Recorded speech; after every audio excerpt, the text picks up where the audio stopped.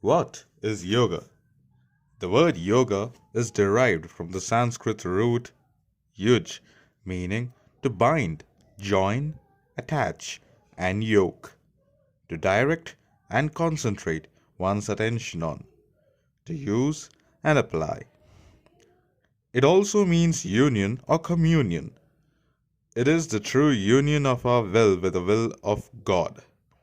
It thus means, says Mahadev Desai in his introduction to the Gita according to Gandhi, the yoking of all the powers of body, mind, and soul to God.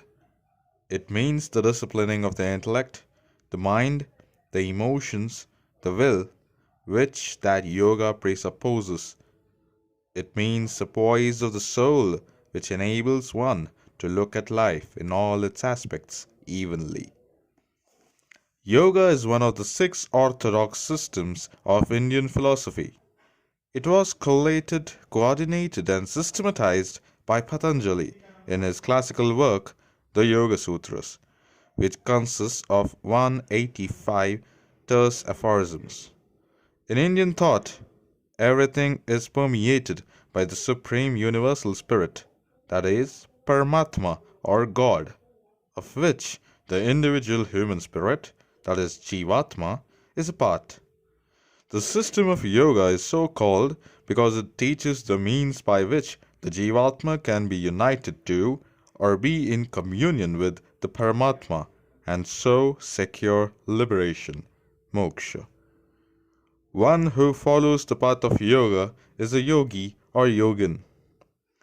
In the sixth chapter of the Bhagavad Gita, which is the most important authority on yoga philosophy, Sri Krishna explains to Arjuna the meaning of yoga as a deliverance from contact with pain and sorrow. It is said, when his mind, intellect, and self, ahankara, are under control, freed from restless desire so that they rest in the spirit within, a man becomes a yukta, one in communion with God.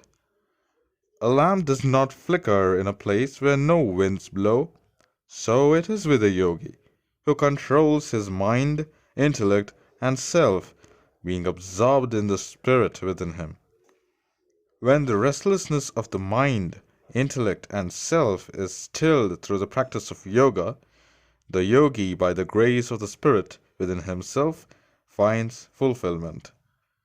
Then he knows the joy eternal, which is beyond the pale of the senses, which his reason cannot grasp. He abides in this reality and moves not therefrom. He has found the treasure above all others. There is nothing higher than this. He who has achieved it shall not be moved by the greatest sorrow. This is the real meaning of yoga, a deliverance from contact with pain and sorrow. As a well-cut diamond has many facets, each reflecting a different color of light, so does the word yoga, each facet reflecting a different shade of meaning and revealing different aspects of the entire range of human endeavor to an inner peace and happiness.